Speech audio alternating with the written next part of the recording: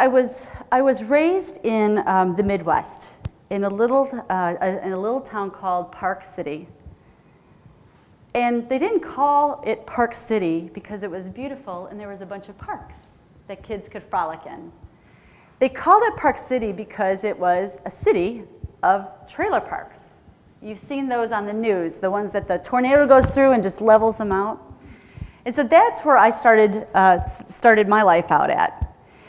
And the beautiful thing is that it gave tremendous opportunity to actually take it to the next level. And so one of the things, then after that, I had the pivotal moment in my life.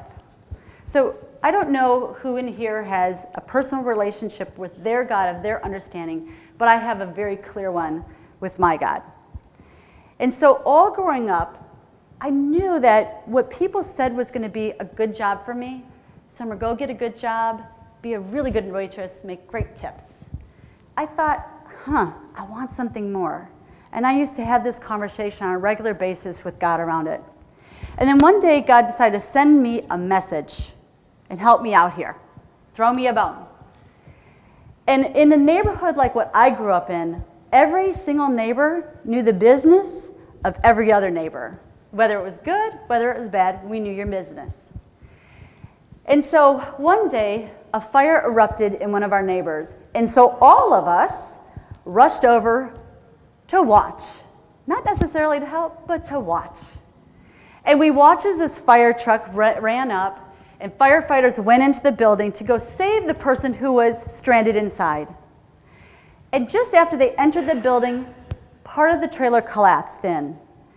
It was a devastating moment for most of us, because even though we were watching, it was still shocking that we know that one of our neighbors had probably perished.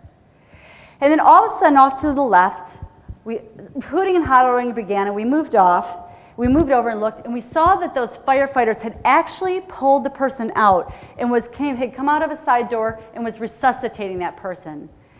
And in that very moment, I was filled with what my job was in life. And that was to become a hero. And as Andy mentioned, what that did was at 18 years of age, I became a firefighter paramedic because that was what I saw as being heroism. And the first bell came off, I didn't know anything about heroism. When that bell rang, I was scared to death. And here's what I did. I put my big girl panties on, I suited up, and literally stepped up to the fire.